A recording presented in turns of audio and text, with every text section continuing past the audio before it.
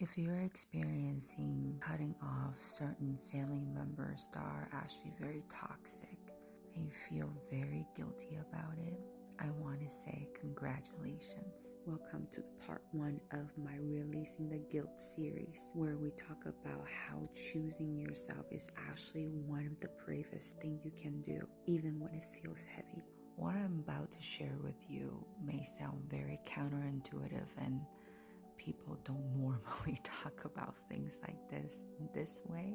But if you really allow yourself to practice this, it's going to be so powerful that instead of continuously giving your power away to the situation and the people and your energy away, you start to bring your power back and know who you are and able to see the people that are toxic, the situation from a higher perspective with compassion, love, and understanding, and also peace. My name is Bridget. I help women uncover the root cause of guilt, people pleasing, and never enoughness and turn them into freedom. Let me start by sharing this very powerful story with you that completely changed the way that I view my life. I came from a very dysfunctional family where my dad was always very verbally, mentally, physically abusive towards myself and my mom.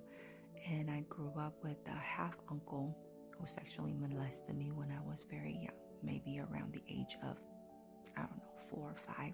Growing up, when I was old enough to think about questions about life, I had always thought, why me? Why did I have to be born this family?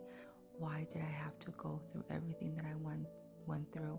And I had no answer, except for you're just supposed to suck it all up. I mean, that's just how life is supposed to be. And I had always sensed and felt this feeling of powerlessness, that there's nothing that I could do with my life circumstances, that I was supposed to just accept and receive whatever was happening to me.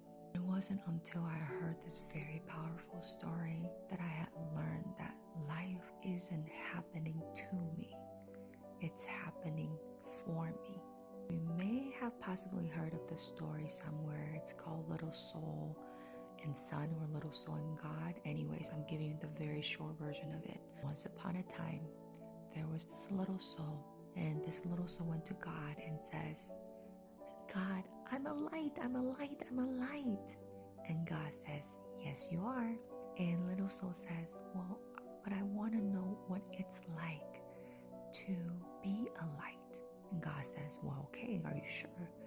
And little soul says, yes, I want to experience it. God says, all right. And boom, the little soul was immediately in this complete darkness. And little soul started to get really scared. And little soul says, God, where are you? I'm really, really scared. God says, well, I'm right here. I'm always right here with you. Now look around you and then look at yourself. Little soul did exactly that, and it realized, I'm a light. I'm a light. I'm a light. I'm a light. I know what it feels like to be a light. And God says, yes, you are. Now you know how it feels like to be a light. And the little soul got so excited. It says to God, I want to experience more.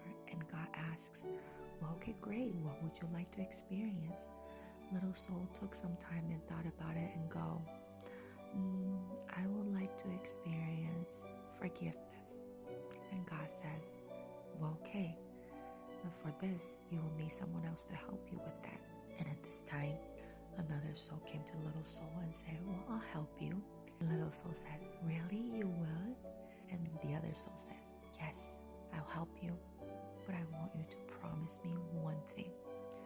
I want you to promise me that you will remember me. I want you to promise me that you remember that I love you very, very much. Because when we go down there, I'm going to do horrible, horrible things to you so that you know what it's like to forgive. And little soul says, yes, I promise. I promise I will remember you. And then both of these souls came down to this place called Earth. When I first heard this story, the person that I immediately thought of was my dad. And I thought to myself, I forgot that I asked my dad to teach me about boundaries and forgiveness. I forgot that I asked him to show me how and what forgiveness and boundaries experience is like. I forgot that he's the soul who actually loves me very, very much, because he had to lower his vibration so low to do horrible things to me to help me experience what I asked to experience before I came down here. I remember in the beginning of the video I said, if you feel guilty for setting boundary with toxic people in your life, and I say congratulations, because you're learning the lesson that you signed up for. You're learning to finally set boundaries, even through the hardest challenges where we're expected to be bonded with our family for life.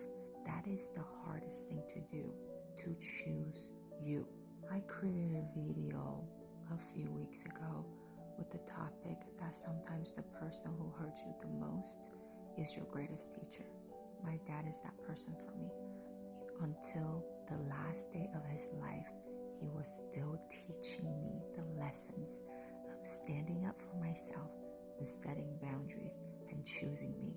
And he was the only person who could teach me that. He was the person that hurt me the most. He was the person that bullied me the most growing up. Yet, he was also the person who taught me the most.